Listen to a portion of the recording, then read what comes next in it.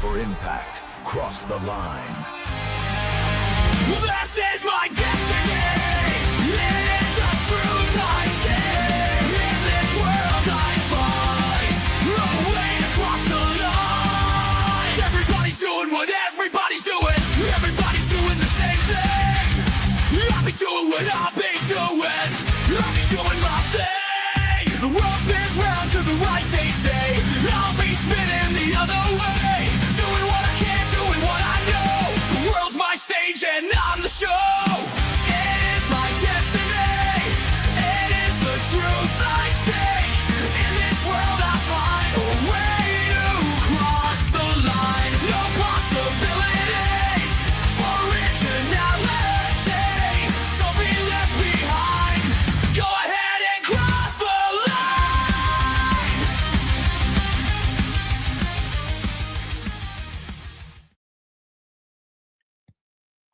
Hey now, it's Brace for Impact, and I'm your host, Mike Gilbert, and as usual, I'm going solo on that ass, but it's still the same. We're talking TNA wrestling.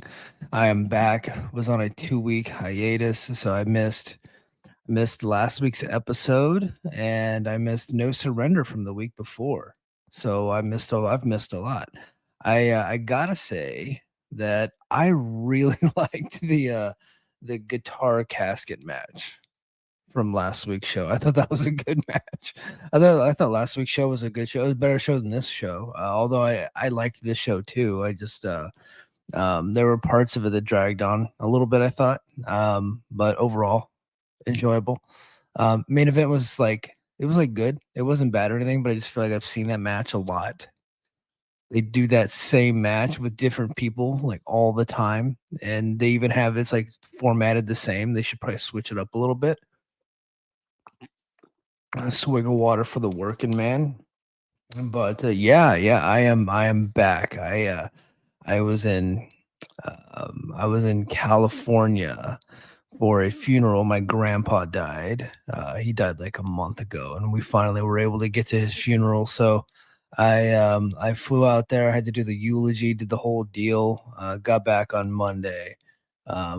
But we are good to go, man. All is well in the Gilbert family. We got to celebrate a good man last week, and but now we're back, and a lot has happened since I've been gone. Like I said, I talked. Last week's episode was really good. No Surrender was not good. I was really tough on No Surrender. So tough, in fact, at some point, the TNA Twitter account blocked me. I don't know like what specifically it was that I said. I reached out to a friend of mine, and he was shocked that had happened because I say some stuff, but I don't go like super personal or derogatory. I mean, like, there's been times where I've like told everybody they should be fired, but that's more hyperbole than anything. I clearly don't mean that. I think everybody knows that I don't think that the company shouldn't exist. I don't think like nobody believes that I think that everybody should be fired, right? It's more hyperbole, just me being on Twitter, just being a jerk. But at some point, the TNA Twitter account had blocked me, and so I screenshotted that and I put it out there. I was like, just in case like you guys think that I'm too nice to TNA, because there is a lot of people in I would say in the Voices of Wrestling community, and even in the fight game, and like just different people that I've met on Twitter that are like AEW fans or the WWE fans. Like, Mike, you always give TNA the benefit of the doubt. You're too nice. Like, even though I can be really mean sometimes, I can be tough on TNA. Everybody thinks that I'm like a homer, which is probably true. I own that. Because I'm a 49ers fan, and I say mean crap about them all the time, but at the end of the day, I want them to succeed. I have a TNA podcast. I want TNA to win, right? Like, that's important to me. So they blocked me, and then I screenshot it and I put it out there, and then I'm not going to say who it was, but I got a nice message from somebody in the company, and they said that was not the right thing to do, and they had me unblocked immediately, and then invited me to the Atlanta taping. So I'm not going to be like like VIP or anything. They just invited me to be a guest. So I was like, I would love to do that. That would be fun. I've never actually been to a TNA show, and I did not realize that Atlanta is only like it's less than a 4-hour drive from where I'm at. For whatever reason in my head, I thought that was like 8 hours. I just like Atlanta just seems so far away to me. But they said, hey, if you ever want to come to a show sometime, I'll take care of you. And I was like, so yeah, if you're ever near Charlotte. And they go, well, we're actually in Atlanta in 2 weeks. And I was like, I was like, Atlanta's so far away. But then I actually did the map. I mapped it from my house, and it was like 3 hours and 45 minutes. I was like, oh, I can do that.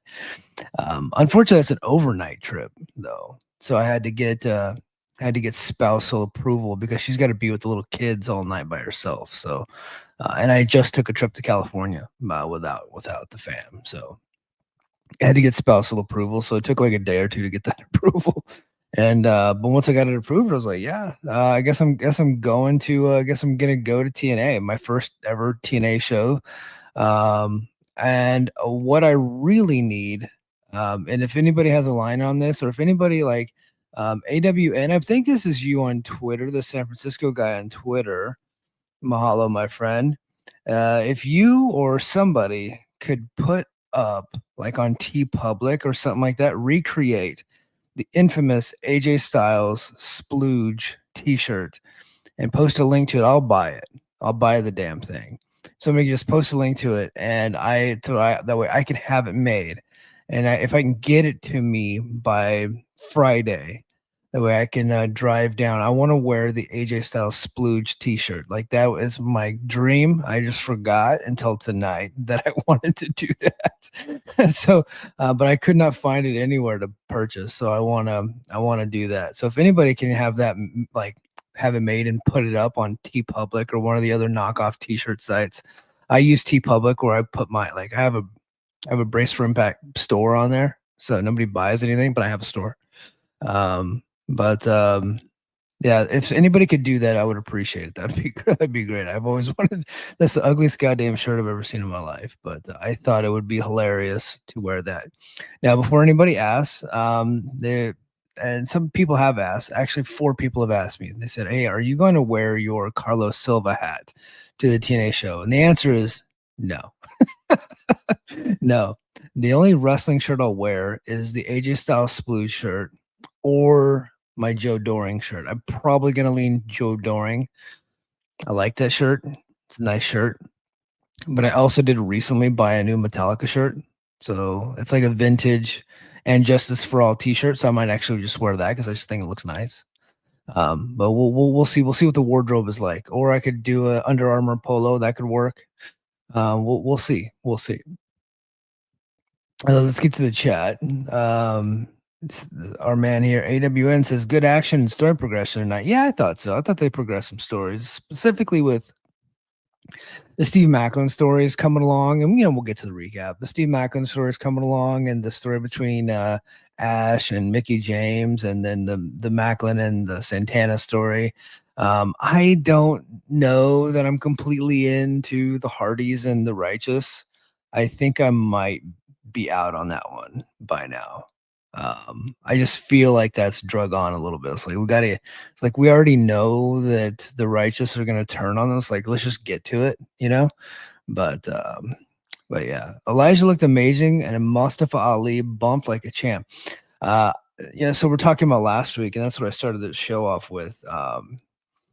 I think Mustafa Ali is one of the best in the world. I really do. And Elijah's he's good. I don't think that he ever had the opportunity to have good matches in the WWE because he was doing the singing gimmick. So they didn't want him to have good matches. But I think if he's in there with the right guy, he's capable of having a good match. Now, there's a lot of smoke and mirrors in this match. And Mustafa Ali was doing his best Shawn Michaels impression, I would say. And that's not like a knock. He was Shawn Michaels it was Shawn Michaels and Undertaker. I think that's what they're going for. Elijah very clearly trying to do an Undertaker routine. He's the cowboy Undertaker. I think he needs to dial that back a little bit because it's so obvious. It's okay to steal from people, and do tribute stuff, but he does He's coming. He came out in a casket and did the sit up thing. He does the tombstone pile driver. He does the rope walks. And when he does his entrance, it's a guitar strum instead of a gong, and the lights go out. Like it's a whole thing. Like he's got to dial that back. Like don't be so obvious.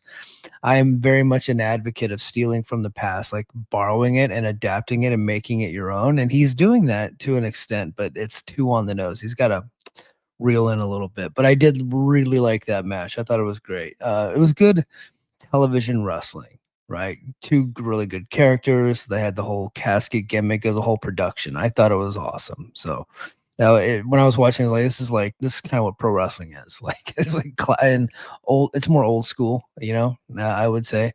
But I thought they did a fantastic job. RIP to Pop Pops. Yeah, man. I love my grandpa. He was an old timer. He was up there. But yeah, Nick, it's good to be back. Thank you, sir. Thank you, Justin. Appreciate you. AWN has a question. Wonder why they retired Lethal Lockdown as a concept because they haven't done it proper in 10 years. I agree. They did do the god awful war games type match in El Paso back in I think it was April or March or something like that with that really terrible cage. They did that and I was like, this is probably a good thing that they didn't have a top to that cage because that cage was really bad. I would not have trusted the top to that cage. Then they had a nice cage when they returned to El Paso, and I thought they could have had a top to that. I think they just don't have the cage. I'm pretty sure that's why. They were going to have it in during the pandemic. I was telling the story on on Twitter because I think it's this kid Ringside Anthony. I think that's his name. He watches a lot of TNA now. I think he's going back and like learning about TNA, and he's doing a 2020. He's like into 2020 Impact Wrestling, and he's at the beginning of the year. Like, oh man, you're in for a spooky time because in February they had an event called Outbreak. That was like we knew about the pandemic, but we weren't there yet. Right. We didn't know what was about to happen, but we weren't exactly living in fear quite yet. So they had an event called Outbreak. It was with back then they were doing joint shows with local indies. And this was with OVW, I think at the Davis Arena. And in March, they were scheduled to have Lockdown in Canada in Windsor with Border City Wrestling. And Border City had the cage. That was Scott D'Amore's cage. And they had a top to it. And I think they were going to do the whole thing. They were doing a lockdown show. So every match was going to be in the cage. They had Lethal Lockdown planned. And they had a poster. They had everything. They're getting ready to do it. And then the world goes on an actual lockdown. So they never got to it. And once the pandemic was over and they started going back to Canada, you would have thought that they would have had cage matches. But they just ended up not having any cage matches. I don't know why. And they haven't gone back to it. And I think they need to go back to it. It was Lockdown as a pay-per-view. I think having more than one or two cage matches on a show is too much. So while the concept was fun at the time, it can get played out. Like by match 3, you're already kind of like not interested in the cage anymore. At least that's the knock. But there's been some amazing matches at Lockdown, like Kurt Angle and Mr. Anderson, Kurt Angle and Samoa Joe, obviously. Then all the various Lethal Lockdown matches that they've had. I think if you do a Lockdown pay-per-view, or you just do you could do Rebellion and do a Lethal Lockdown match, kind of like what they used to do in WCW, where it was like, and WWE does now with you have Survivor Series and War Games match at Survivor Series. It doesn't have to be a pay-per-view of all War Games matches. You can do the Survivor Series plus a War Games match. Or back in the day, it was WCW. Yeah, they did War Games on a lot of different shows, but it became a fall brawl staple, there in the late 90s. But you could do something like it could be Rebellion featuring Lethal Lockdown, right? Like why couldn't you do that? Lethal, it's a fun concept. They had their own spin on it where like the top of the cage lowers and it's got all the weapons and stuff. Now they didn't always execute the matches very well at times because they overbooked the hell out of everything. But the concept I think is a good concept. So let's see. We give companies the benefit of the doubt. What else is new? I don't know what that's referring to, Io. But Mike getting involved in a storyline now. Yeah. No, I don't think that's ever going to happen. Although if like, somebody wanted to get heat on old Mike, I'd be down with that. If somebody wanted to do that, I'd be okay. I can handle it. I can handle that for sure. Mike's about to get murked by Macklin. Yeah, if Macklin wanted to like, but again, like tonight he hit Tom Hannafin. That's a babyface move. If he punches me, like that's a babyface move to the TNA crowd. So, all right, mood. I'm going to Sacrifice coming up, and it's about the same drive, doing it all in one trip. Yeah, yeah. I'm old. I'm 42. I won't be quite 43 yet. I am old. I am gonna do the trip. I'll take off. It's on a Friday. I'm not going down Thursday and Friday. I'm going down Friday. So I'll just be for the TV tapings. I'm going to drive it 4 hours away, and then I'm gonna go to bed immediately afterwards. It will be. I think the show's probably gonna be like 4 hours long. That's gonna be tough for old Mike.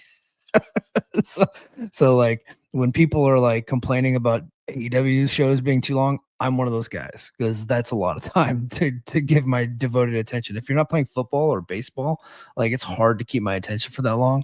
But I will do my best. I'll try to be actively engaged. And if people are in Atlanta that are TNA fans and that watch the show, I'd love to meet you and hang out and do the chants and do the whole thing. I don't mind going in there and being a fucking mark. I'll do that. I don't care. Okay, Joel says nobody buys anything, but I have a store. It's basically every mall in America right now. You would think that they would have. Oh, you're talking about my store. Yeah, that's for sure. Yeah, I think I'm one of the only people that has a Brace for Impact T-shirt. But I have the store. I did this whole thing where I was bringing back Affliction, and I made an Affliction Brace for Impact shirt. Nobody bought it, but let's see. Bummer. AJ is done. Didn't have a TNA match. Yeah, we'll get to him in a little bit. Canelo Lake. Hello, Corporate Mike. You rocking the AJ Styles Jizz shirt will be fine. Yeah, I need that. I need the Jizz shirt. That's what I want. All right. You enjoyed their feud. Okay, got that TNA backstage segment uplighting going. Yeah, for sure. Let's see. We get to a couple more now. I'm gonna talk about the ratings. We're gonna get into the ratings. Rumor was Mike was abducted by the timeshare people until he signed on. Dude, they tried. So I said so they told me that my timeshare presentation in Gatlinburg was going to be 90 minutes, right? And I brought my wife and kids. The deal was you had to bring your wife. They had an area that we could have put our kids at, but we looked at it and they did not have like adults there. So we'd just been dropping our kids off, like leaving them by themselves. Like that wasn't going to happen. So we brought our kids, right? So 90 minutes go by and they're still talking, trying to sell me on this damn timeshare. We get to 3 hours and they're still trying to sell me this timeshare, right? It's a whole presentation. They started off for 3 weeks a year for the rest of my life would have been $95,000. And I said, no, you're out of your mind. I get that price all the way down to 6,000, but because I'm so annoyed, I say absolutely not. And then as we're about to leave, they tried to sell me a one-night stay, or no, a 1 week staycation, or not stay, 1 week vacation to any resort I wanted for $500, which is a really good deal. But because I was annoyed, I didn't do it. Just get me out of here. My son needs to go to bed. But yeah, that was a funny show. Okay. All right, Steve says I might go to Atlanta show. Yeah, if you're there, man, pop in and say hi, brother. Let's see. Yeah, yep. Grandfather, yeah. Rest in peace, grandpa, for sure. Io thinks the name because the name Lockdown, they're not bringing it back. I don't think that's a thing. I don't think that anybody's too sensitive to that anymore. I don't think so anyway. Like that, and maybe I'm wrong. Maybe I'm out of touch. That's happened before. I've been known to be out of touch on what's offensive. I'm like the worst. But I couldn't imagine that the term lockdown is still offensive to people. All right. Let's get to the impact ratings for. Should we do both weeks? I think we should because I didn't do anything last week. So let's talk about the ratings from the last 2 weeks. Okay. Let me scroll through my article. So week five was pretty historic. And I'm right. I did not talk about this yet. So week five. So I have my articles. They're free on Patreon, patreon.com/the Mike and JD show. It don't take me that long to write. In fact, this week five one I did in the cabin in Gatlinburg. After my kids went down, I just typed it up on my phone. It turned out pretty good. But the February 12th, so week five, February 12th, 2026 episode of TNA Thursday Night Impact average 254,000 viewers and a 0.05 rating, and adults 18 to 49 demographic. For the second consecutive week, TNA has delivered its highest audience in 8 years, surpassing last week's 241,000 viewers and continuing the steady growth pattern since debuting on AMC. So 254 was the most watched broadcast since September 20th, 2018 from the Pop TV era. So there you go. That was and the lead in for it. Remember the Titans actually did 290,000 viewers with a 0.06. So if you take a look at that, AEW's lead in does like 900,000 and it's really beneficial to AEW. And when they don't have that lead in, it's tough. Big Bang Theory still does big business, right? So if TNA had a better lead in, you could imagine that that their numbers would be even higher than that, right? Like I think they would be doing much better if they had a better lead in, but they're still doing great. Like 254, that's a great number. And then last week, the rating dipped. It dipped a little bit. Let me get to the article. So week 6.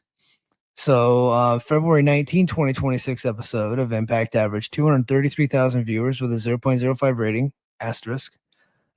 In the 18 to 49 demo, continuing the show's run of strong performances on AMC. It's the third week above 200,000. And yet another data point suggesting that TNA has found something close to a sustainable new normal on Thursday nights. Okay, here's the demo. So the demo became a thing because Dave Meltzer, all of a sudden, like he's had these before, by the way, but he just hasn't had them recently, so it caught me off guard. He has the unrounded version of the demo. So what you see on Programming Insider and what you would see on Spoiler TV, which does ratings differently, like they have the panel data, and Programming Insider uses big data and panel together, right? So that's the newest one that everybody goes off of. Well, when they post the demo rating, that rating, it's like a percentage or whatever for the demographic that they're talking about. They don't do the long form of the number. They just round it up. So TNA got a 0.05 technically per Programming Insider. So that's the number that advertisers are going to go off of. That's the number that they'll use, right? But Dave got the granular number, right? The more detailed number, which was 0.046. Now you guys remember mathematics, arithmetic. Anything above like 5, you can round up to the next highest number, right? So 0.046 becomes a 0.05. Not a big deal, right? But he wanted to let me know that because I said that the demo held strong. He said actually it dropped significantly. So, because the week before, which we didn't have this data, he just has it now. I don't know where he's getting it. I have a suspicion, but I don't know. He might have more contacts in Nielsen now or whatever. But the demo from the previous week, week 5, was actually 0.054. I didn't ever see that mentioned anywhere, by the way. And I was reading all the ratings analysis, and I never saw anybody reference the 0.054, right? Which it rounds down to 0.05. Okay. So the decline in the demo, and this is boring talk, but I just feel that it became an issue. The demo was 0.054 from the previous week, and it actually declined down to 0.046, which represents a 0.009. So we got a fraction of a fraction, but because the numbers It's actually like a close to a 19% drop in the demographic. Either way, it's a 0.05, so who fucking cares? But it became a whole thing with me and Dave. Like we weren't arguing, but I was just like, whatever, dude. Um, thank you for giving me that information. And oddly enough, he had the rounding number for collision the next night, which was rounded up. So he reported that too. So I guess we're rounding now, or we're getting the unrounded numbers. We're getting the granular numbers now. But 233,000. So like they're doing really good. And I think Brandon Thurston actually had a report on WrestleNomics that that Spoiler TV that does the old version, so the version that was being done forever, um, the old version that was being done forever is over 300,000. So Spoiler TV is reporting numbers over 300,000 for the last few weeks for Impact. At one point, they're like 309. So if you're taking a look at it, so what we're comparing now to what Pop TV was back in 2018, Spoiler TV is using that same measurement system that they were using back then. So if you look at it that way, TNA is doing comparable numbers to like their best days in Pop TV. So they're doing really good. King of the North says, everyone wish Mike a happy birthday. Brother, my birthday is not until April, dude. So, yeah, my birthday is April 9. You guys can wish me happy birthday on April 9, though, if you guys want to. Oh, and King, thank you for being here. I know you're still in mourning. Hockey is America's sport now. I watched some of the hockey game when the USA defeated Canada in the gold medal game. I'm a big fan of the Winter Olympics, big fan of hockey. I think it was like the center fullback hit the little puck guy into the goalie net thingy. It was high drama. It was fantastic. So there you go. Congratulations to the USA Hockey. So that was fun.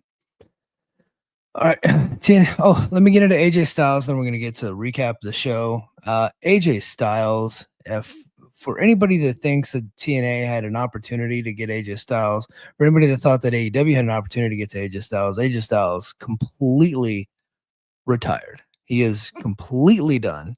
He had his retirement ceremony on Monday Night Raw. They had a lot of TNA originals there. Abyss, better than Kane. Abyss, Frankie Kazarian, Jeremy Borash. They had the old referee guy, and the Good Brothers were there. And he is completely done. He actually did the Good Brothers podcast, Talking Shop, and said that he knew that there was a substantial offer on the table from AEW, but he is not going there. He is happy. He's retired. He just wants to spend time with his kids. And I think me and JD will probably do more on AJ Styles on Sunday, because I think that it warrants like a dive in his career, because he is one of the greatest to ever do it. One of my favorite wrestlers of all time. He was my favorite wrestler for years. In the early days of TNA, I still have it. It's in my garage. I have like the best of AJ Styles, and it's just, I thought it was a TNA DVD, but it wasn't. I got it off eBay, and it's just a bunch of a collection of his independent matches. So NWA Wildside has a bunch of NWA Wildside matches on there, so it was really cool. But but he was I watch clips of the ceremony. I don't really watch Raw, like it just doesn't appeal to me. But I did watch clips of the ceremony. It looked nice. It was a nice ceremony that they did for him. Everybody was like, "Why didn't you just retire at WrestleMania?" And he said that WrestleMania is not that big of a deal anymore. He kind of buried WrestleMania, which was pretty funny. He said he started at Royal Rumble and he wanted to end at Royal Rumble, and he was happy to do that. So he's done, completely done. He is not going to be wrestling matches in TNA, not going to be wrestling matches in AEW. Now, should be noted, Edge also retired and went into the Hall of Fame, and he's currently working in AEW. Christian retired, currently working in AEW. Sting, he retired. No, he kind of didn't actually retire, but like he said he was done, and but he never had like a retirement deal. But he went into the WWE Hall of Fame, and he was wrestling in AEW till recently, like a year ago. So, I think it's I don't think it's completely impossible for him to go to AEW and wrestle a match, I would probably rule out TNA. I think I'm gonna go ahead and rule out TNA. Because if you're gonna get him to come out of retirement and do some stuff, it might cost you a lot of money. And I don't think TNA is gonna pay that. Tony Khan would pay it though, for sure. For sure.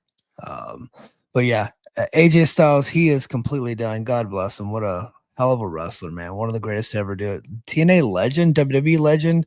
He only had the 1 year in New Japan. I think he had 2 years in New Japan, but it was a great run in New Japan too. The guy is just like everywhere he went, he was fantastic. And like he's like a genuinely good person. So that's cool. Just somebody that literally everybody likes. So God bless him. Kudos to him. I listened to the Talking Shop podcast and he explained why he retired. I'm like, I accept. Not that you like, not that I have to accept, but I totally get it. He retired because he just wants to spend more time with his kids. That makes sense to me. Everybody's like, well, you're not on the road as much as you were back in the day. It doesn't matter. I went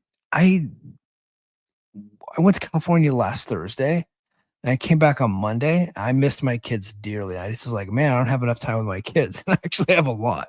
It was like the first time I had left them in months. Like I went to New York for a week and I had to leave them, and I hated that. So I get it. He just wants to be home and be dad. So that makes sense to me. So good for him. I hope he gets all the time he needs. And then he actually signed a new deal with WWE where he's going to be kind of a coach and a mentor. I don't think he's going to be going on the road, but I think he's going to do stuff in NXT. So that he'll probably fly from Atlanta to Orlando every now and then. So, but good for him. All right, guys, let's get into the show. And then I will get to the chat as often as I possibly can. But we're going to burn through this because Uncle Mike has to go to bed. All right. So TNA Impact results. This is from Darren Lilly, PW Torch. So I just want to give him a shout out. We start off with Mike Santana and Leon Slater versus Nick and Ryan Nemeth. Almost a rematch from No Surrender. No Surrender had 2 good matches, and that was one of them. But it was Santana and Slater versus Nick and Eddie Edwards, where Santana ended up bailing on Slater. And Slater was able to overcome both guys, and he pinned Nick Nemeth. But now he got pinned by Nick Nemeth on this one because Frankie Kazarian sat in on commentary, and then Eric Young distracted Slater towards the end there, and leading. So Slater was on the ropes, and he's getting ready to do a Swanton 450. The guy that I got the commentary from is not very in depth, but he's on the ropes doing this, getting ready to do a Swanton 450. And Eric Young comes out, and Slater got distracted. And then Mike Santana goes to get Eric Young out of there. But Leon Slater taking too much time on the top rope. He goes to do the Swanton 450. And Nemeth gets his knees up and then does the roll up, the dreaded roll up, and got the pin on Slater. Looks like we're going to set up a match between Eric Young and Leon Slater. I want to open up the possibility that Nick Nemeth cashes in his briefcase or his trophy on Slater instead of Mike Santana. I think that's a possibility. And it's the one possibility that no one's really talking about yet, but this seems like they're in a little bit of a feud and they both have a pin on each other. That could be a way to keep the feud going and do something different. It wouldn't be the first time that somebody cashed in the trophy for a title other than the world title. Jordan Grace, obviously, famously did the Knockouts title, and I believe didn't Violent by Design cash it in for the tag titles? I think was it them? Can somebody correct me on that one? Was it Violent by Design that cashed in on the tag titles? I can't remember, but I think there was a cash in for the tag titles, and so this would be, I think, the first time for the X Division title, and I think that'd be something different. That'd be nice. Next up, we got Lei Ying Lee versus Danny Luna. So the former Knockouts champion Lei Ying Lee, and then Danny Luna making her AMC debut. They made sure to hit that point. I liked this match. Unfortunately, I think the crowd was quiet the whole time. They had a couple of chants, but I don't know when they taped it, but it seemed like the crowd was just exhausted or they just weren't into the match. But that kind of drugged the match. The match drug a little bit, but the action was good, if that makes sense. I just felt like the fans were not into it. And if the fans are not into it, I don't think you can call it a really good match, but I liked what they did. Just there was no energy from the audience. And so, and there was a lot of silent parts. And I'm not usually an advocate of fake crowd noise, but this show is taped. You could juice that. It's just a lot of dead, like there's a lot of silence during the match. So, and it was noticeable. And there were a lot of empty chairs. So that was also noticeable. So I got to clean that up. But so that might have been like towards the end of the night or something like that. But um Danny, she threw Lee into the turnbuckle. So Danny Luna had a chain wrapped on the top turnbuckle, and she kicked Lei Ying Lee into the middle turnbuckle. She grazed the chain that was dangling, and I don't think they should have made the point that she cheated to win, right? Because it just didn't look like it worked. But Danny Luna hit the Luna landing and got the pin. She hit a really nice German suplex right before that, and then hit the Luna landing. A good hard hitting match, good action. Again, crowd just wasn't into it, unfortunately. So, um, but I like Danny Luna winning here, and I hope that they put the title on her. She's got something. She's the best as far as like in the ring wrestler. She's the best in the division right now. So let's do it. Oh, hold on. We got a chat here. So Nicholas says, I don't think he cashed it in, but TNA did announce Slater versus Nemeth for the X Division title for the live impact next week. Okay. Well, then I guess he doesn't need to cash it in. Okay, well, never mind. There goes that idea. Excuse me, hold on, a swig of water.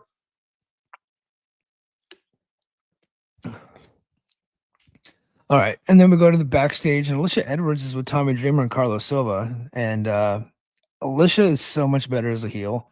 Her acting was so bad here. The dialogue was terrible. She's not like this. It's not a good role for her. Sympathetic babyface. Like I know for a fact she's a sweet person in real life. So I'm not trying to knock her and say that she doesn't come across as sympathetic.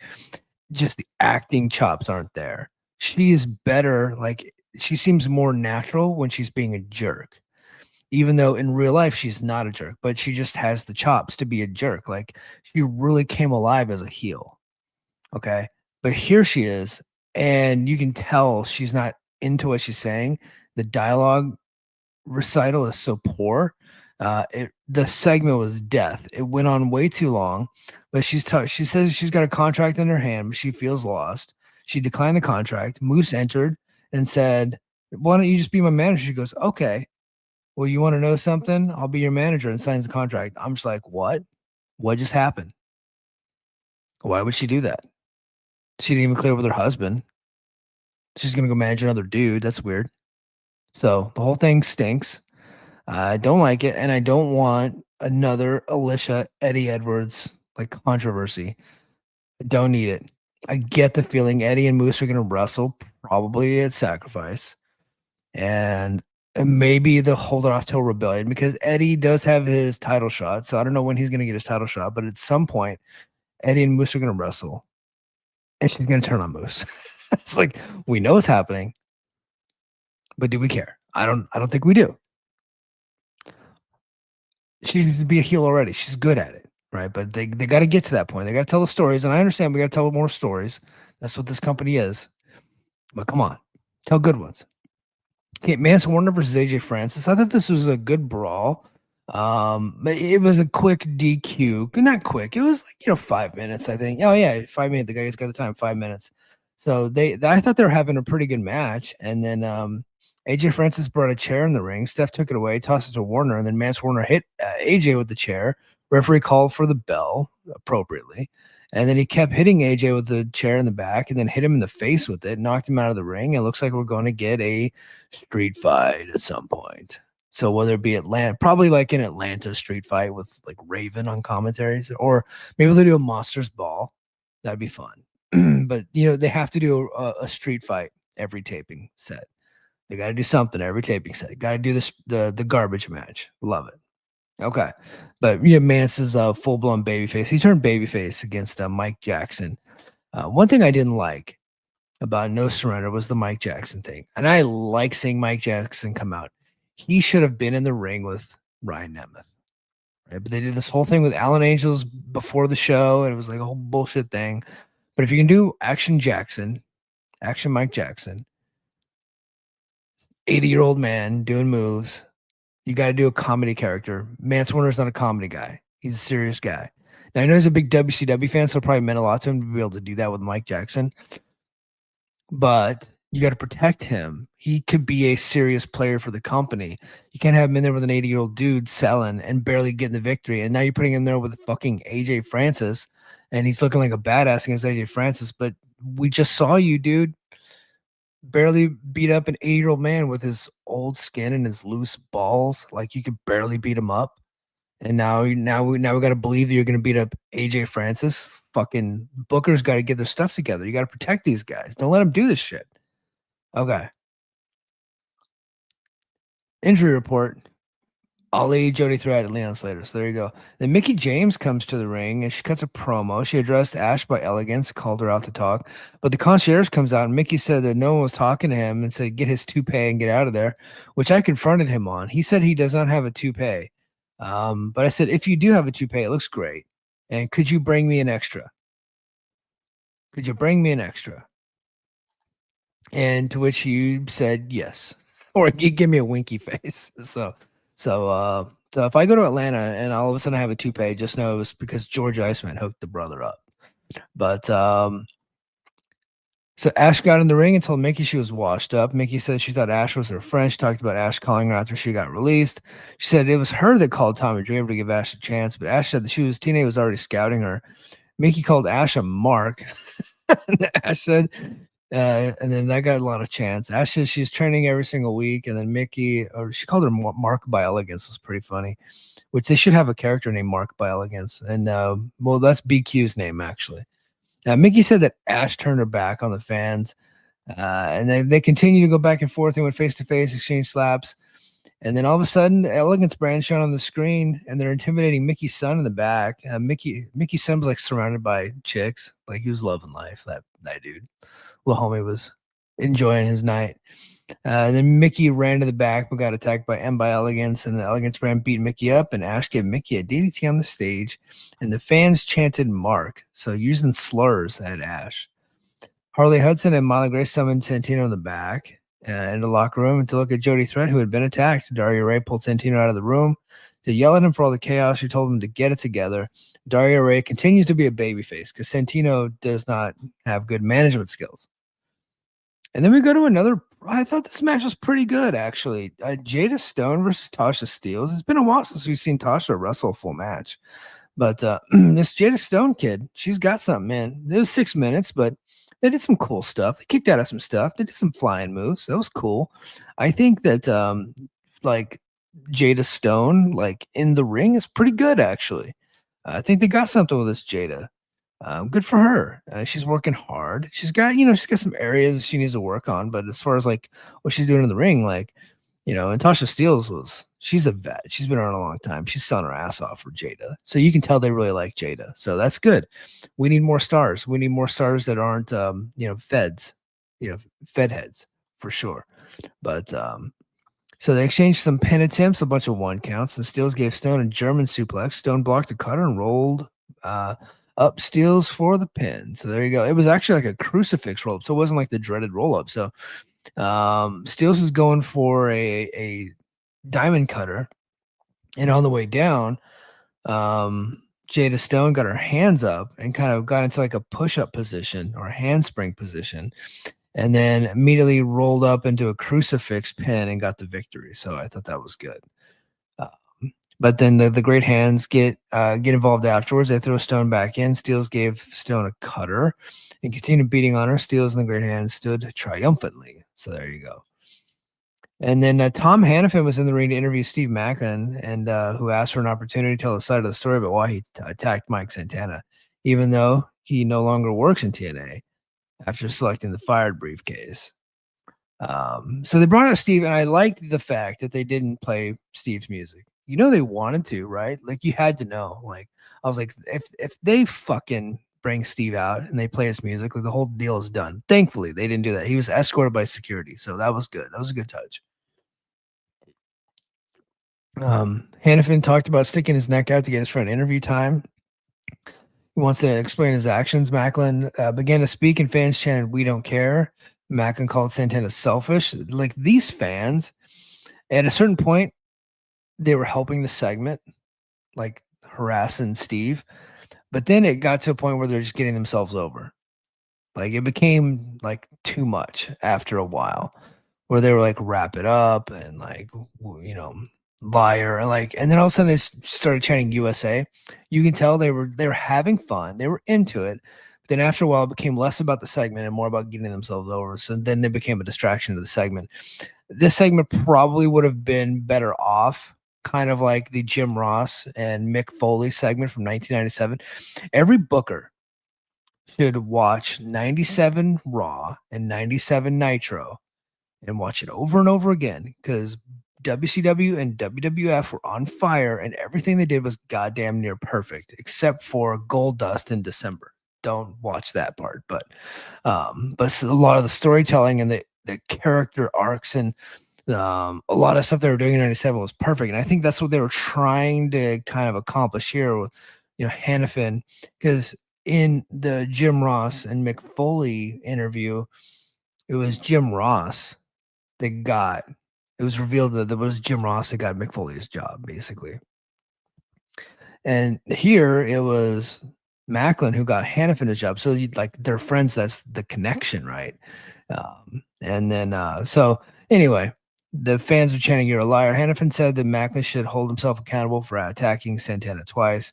Macklin said he could talk about his alcohol problems, his PTSD, but he puts a smile on his face and moves on. Fans were chanting, "Wrap it up."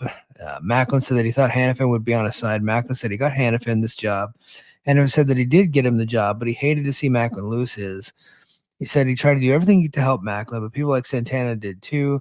He said that Macklin never takes accountability. He also talked about Macklin being the guy that keeps getting fined.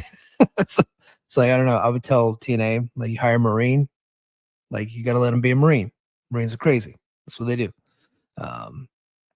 But Macklin paused for a while, and then all of a sudden he punched Hannafin in the stomach, turning babyface.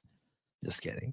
Security and Santana ran in, and Macklin escaped the ring, not before he shoved Matthew Raywalt to the ground. And then it was a good segment. Unfortunately, I thought the fans were being a distraction. Jim Miller then joins Raywalt on commentary and said that Dario Ray pulled Hannafin because he, got attacked. So, and then they go to the main event. You got Matt and Jeff Hardy and the Righteous versus the System. Myers, Edwards, Cedric, and Bear Bronson. It was a good match, 12-minute match. I thought it was good. Like I said, I've seen this match a lot lately. They're doing this same match with different variations all the time. They do similar moves and similar match layout, and like they started off slow. They do a big thing in the middle of the match where like the climax, where they're doing, everybody hits their big moves, and then all of a sudden people get laid out, the baby faces pose, and then heels come back in, and then they go at it for a little bit longer.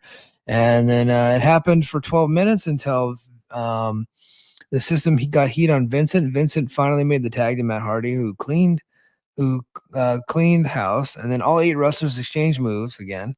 Vincent pushed Matt out of the way, but he caught a Boston knee party from Eddie, so Vincent sacrificed himself, who got the pin. After the match, System continued the attack until Moose came in for the save, but he eventually got overwhelmed. Alicia Edwards ran in and protected Moose from the System as the show closed and went off the air. I thought it was a solid edition of Impact. I didn't see a lot of people talking about it, so I'm curious at how it's going to do in the ratings, but we'll check. Let's see. Let's get to the chat, and then we're going to close it out. Let's see. Here we go. Talk about Paramount murdering AEW and pissing in its eyes. Oh, yeah. No, JD and I will talk about that. No, that's JD's wheelhouse. But yeah, Paramount is buying WBD. That's a big story. I was going to talk about it tonight, but I was like, I don't have the time. And that's really like a JD thing. And JD has to answer to that because he guaranteed that Netflix would get it, that Paramount would not get it. But no, it's Paramount. Paramount bought it. Yeah. And I don't think it's going to have a major effect on AEW. So I wouldn't really see that being an issue. In fact, I think it's less of an issue now that Netflix doesn't have it because I think Netflix was going to absorb HBO Max, and if they did that, then AEW wouldn't have been able to appear on the app. So because of the no compete. So let's see. I don't think he cashed it in, but TNA did announce later. Oh yeah. We talked about that. Okay, she's gonna turn back heel and help the system. Yeah, of course. And loose skin and old balls. Yeah. Nicholas Riley says Nick Nemeth and his Collier Shot Gauntlet trophies. Talking to AWN. Yeah, those girls did that promo in heels. Yeah, like they were wearing like what 6-inch heels. It was crazy. Um, let's see. Remember when the Nashville crowd told Frankie to wrap it up on No Surrender pre-show, and he said your dad should have wrapped it up? Yeah, that was pretty good. And if it folded like an origami from that shot. Yeah, Macklin got him good. You punch your friends the hardest for sure. Um, Yeah, the match always happens with the Hardys. And what happened to the relationship with TNA just ended after Regia. Who are you talking about? I don't know what that means, but it is after midnight, folks. I do have to get out of here. I greatly appreciate you being on the show or being a part of the show every Thursday night. Most Thursday nights, not last Thursday, but most Thursday nights. JD and I will be back on Sunday. We'll have a lot to talk about. We'll talk about the Paramount deal. We'll talk about AJ Styles, and then whatever else pops up in the news. But all right, guys, that's gonna do it for me this time. And until next time, mahalo.